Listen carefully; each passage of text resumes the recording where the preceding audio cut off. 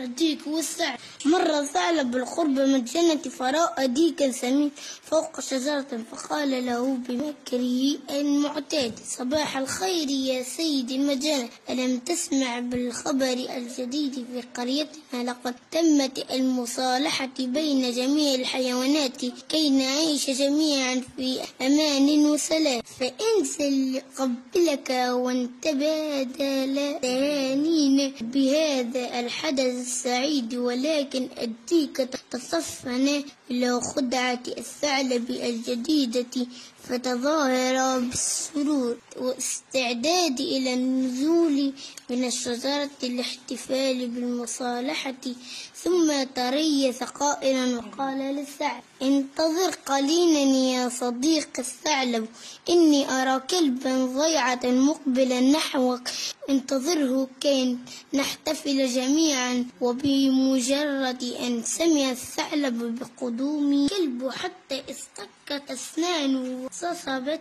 أذنه من الذعر، ثم هرب بأقصى سرعة. عند صفق الديك بجناحيه فرح وأطلق صيحة الانتصار على الثعلب المخادع.